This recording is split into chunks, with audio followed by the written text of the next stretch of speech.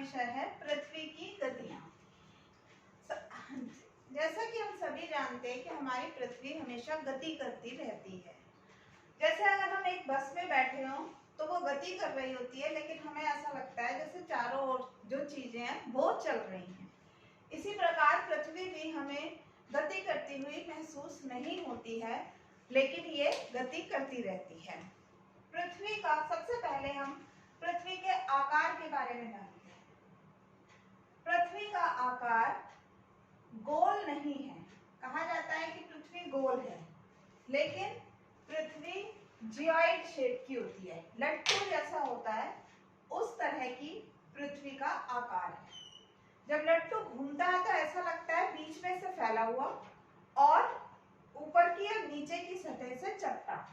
उसी तरह से हमारी पृथ्वी का आकार भी ध्रुवों से चपटा है और बीच में से गोल घूम रहा है। इस आकार को हम कहते हैं जियोइड आकार, यानी कि लट्टू के जैसा आकार।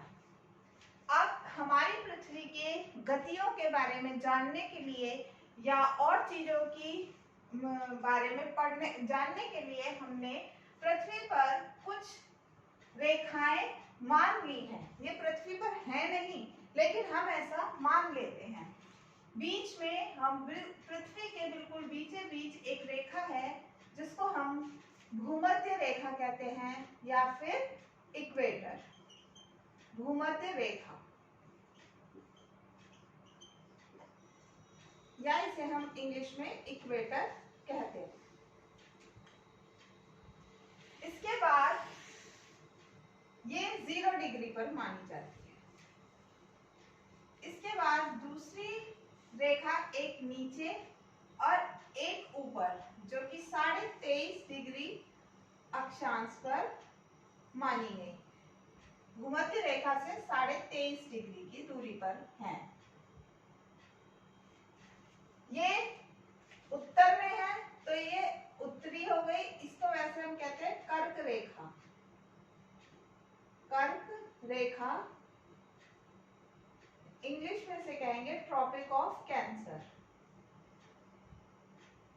Tropic of cancer. नीचे की ओर जो है इसको हम मकर रेखा कहते हैं, मकर रेखा या tropic of capricorn, tropic of Capricorn.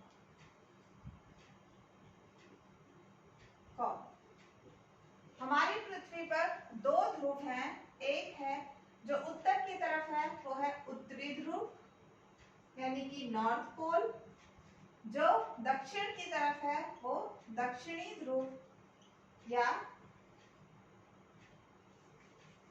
South pole. अब इनके आधार पर हम पृथ्वी के मौसम का भी विभाजन करते हैं। अब हमने ये अपनी तरफ से अनुमान लगा लिया कि हमारी पृथ्वी पर जो एक बीच है जो बिल्कुल गोला है, उसको हमने भूमध्य रेखा कहा। उसके नीचे 23.5 डिग्री पर मकर रेखा, 23.5 डिग्री पर उत्तरी ध्रुव की तरफ ट्रॉपिक ऑफ कैंसर या कर्क रेखा। इसके बाद 66.5 डिग्री पर और 66.5 डिग्री पर एक दक्षिणी की तरफ, एक उत्तर की तरफ, एक दक्षिण की तरफ। तो उत्तर की तरफ आर्कटिक, आर्कटिक सर्कल बोलते हैं इसको, आर्कटिक सर्कल। और नीचे 66.5 डिग्री पर इसको हम कहते हैं अंटार्कटिक सर्कल।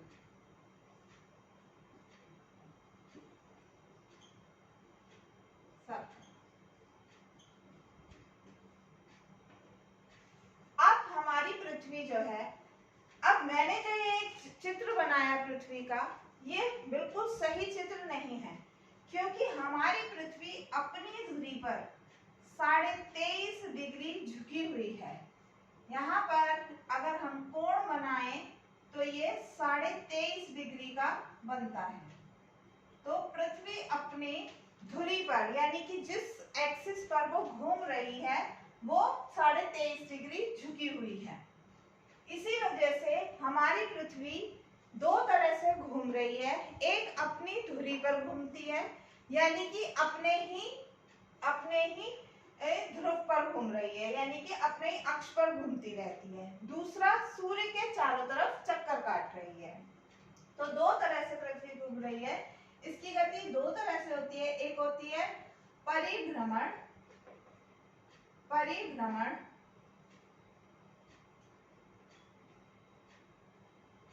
रोटेशन। पृथ्वी का अपनी धुरी पर घूमने को हम परिभ्रमण कहते हैं। दूसरा है परिक्रमण,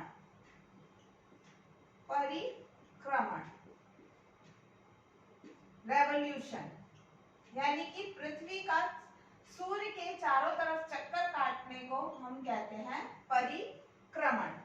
इन दो गतियों की वजह से ही पृथ्वी पर दिन और रात होते हैं और मौसम बदलता है।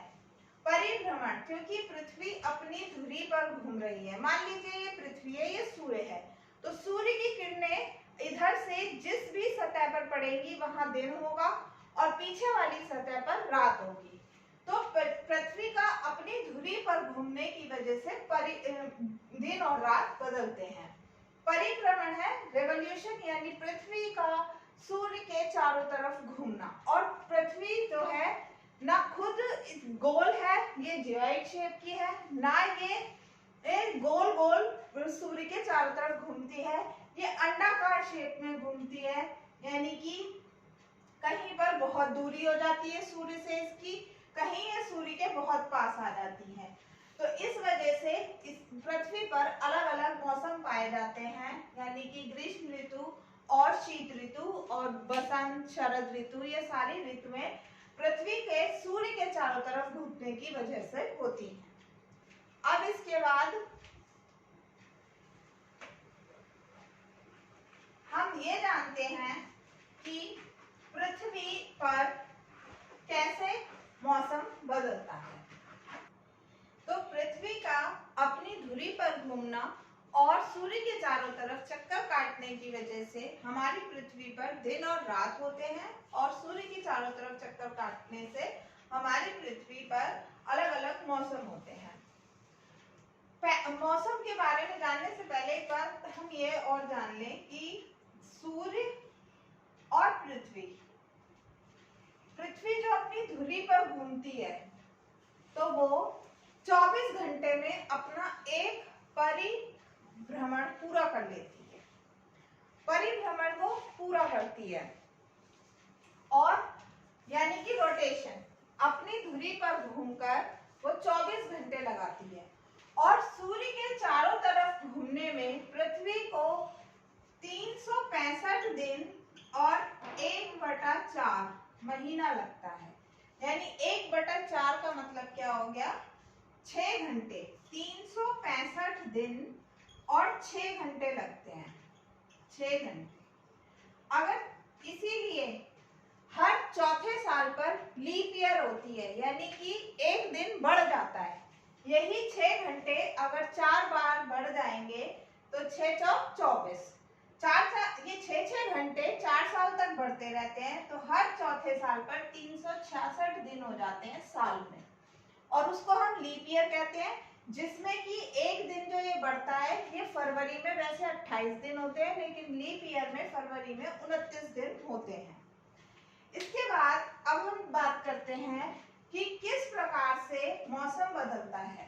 मैंने आपको पहले भी बताया कि पृथ्वी जो है वो अपनी धुरी पर 23.5 डिग्री झुकी हुई है, और 23.5 डिग्री झुके होने की वजह से और सूर्य के चारों तरफ परिक्रमा करने की वजह से पृथ्वी पर दिन और रात बदल रहे हैं। और जितनी वो झुकी हुई है वो हमेशा, उसका जो झुकाव है वो उसी तरफ हमेशा बना रहता है। तो जो सिरा सूर्य के सामने आता जाएगा वहां दिन रहेगा, क्योंकि अपनी धुरी पर भी घूम रही है, और जहां जो सूर्य के पीछे होगा वहां पर रात हो जाएगी। अब हमारे वर्ष में 4 दिन ऐसे होते हैं, 21 जून, जिसमें कि सबसे ज्यादा गर्म दिन कहा जाता है। क्या? क्योंकि सूर्य की किरणें सीधी कर्क रेखा पर पड़ती हैं। कर्क रेखा पर पड़ने की वजह से उत्तरी ध्रुव की तरफ ग्रीष्म ऋतु होती है और दक्षिणी ध्रुव की तरफ शीत ऋतु होती है। क्योंकि 23.5 झुकी हुई है तो जिस तरफ से झुकाव रहेगा तो सीधी जो सूर्य की किरणें हैं वो कहां पर पड़ रही है, कर्क रेखा पर। कर्क रेखा पर पड़ने की वजह से उत्तरी ध्रुव में ग्रीष्म ऋतु और दक्षिणी ध्रुव में शीत ऋतु होती है। और पीछे वाला जो हिस्सा है वहां पर अभी रात है, वो भी जब इस तरफ घूम के आएगा तो उत्तरी पूरे ध्रुव में ग्रीष्म ऋतु रहेगी और नीचे के पूरे दक्षिणी ध्रुव में शीत ऋतु रहेगी। 21 जून को सबसे गर्म दिन कहां पर होगा, उत्तरी ध्रुव में। उसके बाद 22 दिसंबर को यही स्थिति बिल्कुल बदल जाती है। उत्तरी ध्रुव में शीत ऋतु हो जाएगी और दक्षिणी ध्रुव में ग्रीष्म ऋतु हो जाएगी। क्योंकि 23.5 डिग्री झुकी हुई है तो ये झुकाव इस तरफ को हो गया, जिसकी वजह से सूर्य की सीधी किरणें कर्क रेखा पर न पड़कर मकर रेखा पर पड़ती हैं। मकर रेखा पर पड़ने की वजह से दक्षिणी ध्रुव में ग्रीष्म ऋतु आ जाएगी और उत्तरी ध्रुव में शीत ऋतु आ जाएगी। फिर पृथ्वी जो है वो सूर्य के चारों तरफ इस तरह से घूम रही है। जब पृथ्वी 22 दिसंबर के बाद 21 मार्च को इस स्थिति में आएगी, फिर सूर्य की जो सबसे ज्यादा किरणें हैं वो बीच में भूमध्य रेखा पर पड़ेंगी। भूमध्य रेखा पर पड़ने की वजह से क्या है, ये हिस्सा और थोड़ा सा दूर हो जाएगा सूर्य से, तो यहाँ पर शरद ऋतु रहेगी और उत्तरी ध्रुव में शरद ऋतु और दक्षिणी ध्रुव में बसंत ऋतु हो जाएगी।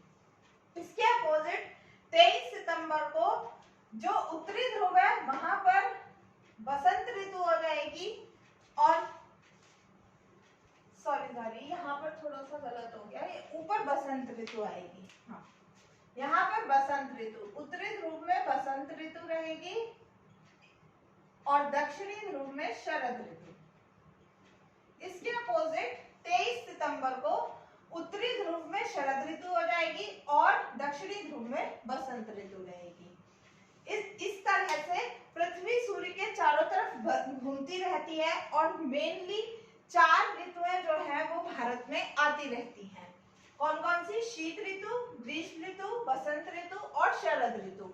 और हमेशा ऐसा होगा कि जब 21 जून जैसे है तो अगर उत्तरी में ग्रीष्म ऋतु है तो 22 दिसंबर को उत्तरी में शीत ऋतु हो जाएगी, उसके अपोजिट हो जाती है हमेशा।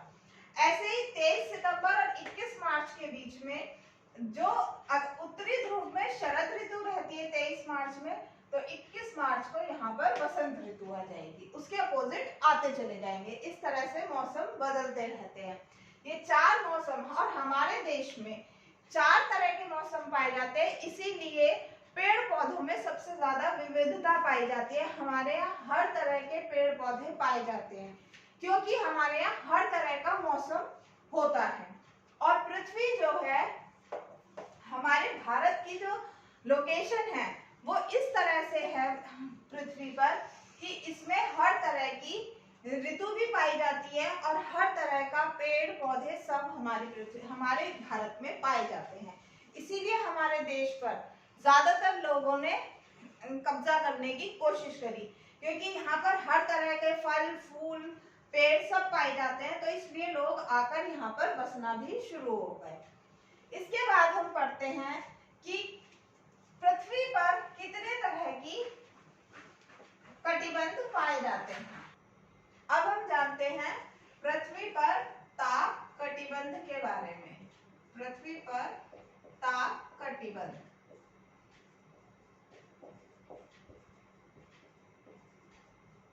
हमारी पृथ्वी पर अलग अलग जगहों पर अलग अलग तरह का तापमान पाया जाता है। ऐसा क्यों होता है? इसका मेन कारण ये है कि सूर्य से आने वाली किरणें कितनी सीधी कहां पर पड़ रही हैं, कहां पर कितनी तिरछी हो रही हैं, उस वजह से हमारी पृथ्वी पर 3 तरह का ताप कटिबंध पाए जाते हैं। सूर्य की किरणें भूमध्य रेखा पर हमेशा सीधी पड़ती हैं, जिसकी वजह से भूमध्य रेखा पर हमेशा उष्ण कटिबंध पाया जाता है। यहाँ पर सूर्य जो है वो बिल्कुल हमारे सर के ऊपर दिखाई देता है, यानी कि हमारे बिल्कुल सर के ऊपर है, यहाँ पर सूर्य की बिल्कुल सीधी किरणें पड़ती हैं, इसीलिए कर्क रेखा से उत्तर की तरफ कर्क रेखा से लेकर 23.5 डिग्री दक्षिण तक मकर रेखा तक हमारा उष्ण कटिबंधीय क्षेत्र होता है, क्योंकि यहाँ पर सूर्य की किरणें बिल्कुल सीधी पड़ती हैं। उसके बाद सूर्य की किरणें मकर रेखा दक्षिण 23.5 डिग्री से आर्कटिक वृत्त 66.5 डिग्री दक्षिण तक जो किरणें हैं वो थोड़ी तिरछी हो जाती हैं, जिसकी वजह से यहाँ कभी भी सूरज हमारे सर के ऊपर नहीं आता, सर से थोड़ा इधर उधर रहता है, यहाँ पर थोड़ी किरणें तिरछी होती चली जाती हैं। जो हमारी मकर रेखा दक्षिण की तरफ है वहां से 66.5 डिग्री दक्षिण की तरफ अंटार्कटिक वृत्त के बीच का जो पोर्शन है वहां पर शीतोष्ण कटिबंध रहता है, यानी कि बहुत ही टेम्परेट जोन है, ये बहुत सुहावना मौसम रहता है। शीतोष्ण कटिबंध दो तरफ पाया जाएगा, एक उत्तर की तरफ और एक दक्षिण की तरफ। तो जो दक्षिण की तरफ है वो मकर रेखा से लेके आर्कटिक वृत्त तक होता है, और जो उत्तर की तरफ है वो कर्क रेखा से आर्कटिक वृत्त तक होता है। तो यहाँ पर शीतोष्ण कटिबंध दोनों तरफ पाया जाता है। उसके बाद होता है हमारा आर्कटिक वृत्त से पूरा दक्षिणी ध्रुव तक, यहाँ पर हमारा हमेशा बर्फ जमी रहती है, इसीलिए इसे शीत कटिबंध में माना जाता है। ऐसे ही यहाँ पर उत्तरी ध्रुव जो है वो भी उत्तरी ध्रुव आर्कटिक सर्कल से उत्तरी ध्रुव तक बर्फ जमी रहती है, ये शीत कटिबंध में आ गया। इस तरह से हमारी पृथ्वी पर 3 प्रकार के कटिबंध पाए जाते हैं, उष्ण कटिबंध, शीतोष्ण कटिबंध और शीत कटिबंध। अब अगर मैं आप लोगों से ये पूछूं कि हमारी पृथ्वी पर सबसे ज्यादा वर्षावन कहाँ पाए जाते हैं, तो इसका उत्तर आप क्या देंगे? कोई कहेगा कि शीतोष्ण में होता है, उष्ण कटिबंध में होता है। खैर शीत कटिबंध में कोई इसलिए नहीं कहेगा क्योंकि यहाँ हमेशा बर्फ जमी रहती है, तो यहाँ पर पेड़ पौधे ज्यादा नहीं होते हैं। लेकिन शीतोष्ण में ज्यादा होते हैं या उष्ण कटिबंध में? अगर जो लोग कह रहे हैं शीतोष्ण कटिबंध में सबसे ज्यादा वर्षावन पाए जाते हैं, तो ऐसा बिल्कुल भी नहीं है।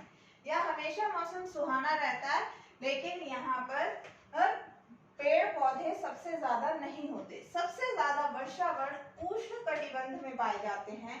इसका कारण यह है कि सूर्य की किरणें जो हैं वो बिल्कुल सीधी उष्ण कटिबंधीय क्षेत्र पर पड़ती है, यानी कर्क रेखा से मकर रेखा के बीच और भूमध्य रेखा पर सूर्य की किरणें बिल्कुल सीधी पड़ने की वजह से यहाँ पर प्रेसिपिटेशन रेट ज्यादा होता है, यानी कि बारिश सबसे ज्यादा होती है, क्योंकि खुली सतह से भी पानी का इवेपोरेशन होता है, पौधों के द्वारा भी पानी का इवेपोरेशन होता है।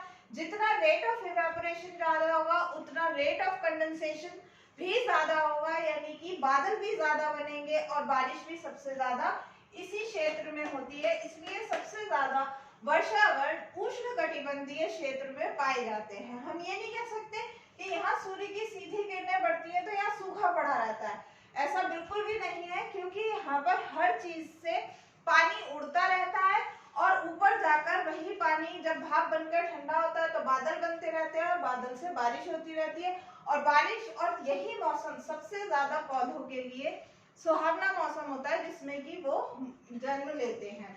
वैसे भी बारिश के सीजन में आपने देखा होगा हर जगह पेड़ पौधे उगाते हैं, हो जाते हैं ज्यादा, और इस क्षेत्र में भी सबसे ज्यादा वर्षावन पाए जाते हैं और हर समय। और यहाँ कुछ पेड़ों पर पतझड़ होता रहता है, कुछ पेड़ों पर नए मतलब कि हर समय किसी का पतझड़ होता है, कोई पेड़ पूरी तरह से हरा भरा होता है, तो हर समय यहाँ हरे भरे पेड़ दिखाई देते हैं। लेकिन शीतोष्ण कटिबंध में क्या होता है, एक समय पर सबका पतझड़ हो जाता है और एक समय पर सब पे पत्ते आ जाते हैं। तो जब सबका पतझड़ हो जाता है तो यहाँ पर बिल्कुल सूखे जैसा ऐसा लगता है जैसे कि सूखा हो गया या सारे पत्ते झड़ गए, सारे बिना पत्तों के पेड़ नजर आते हैं। लेकिन जो उष्ण कटिबंध है वहां पर हमेशा हमें हरा भरा दिखाई देता रहेगा। यहाँ पर घास के मैदान भी सबसे ज्यादा पाए जाते हैं, क्योंकि यहाँ बारिश हर समय होती रहती है और बारिश होने की वजह से पेड़ पौधे की भी अधिकता यहाँ पर बनी रहती है। बस इसी के साथ हमारा आज का विषय समाप्त।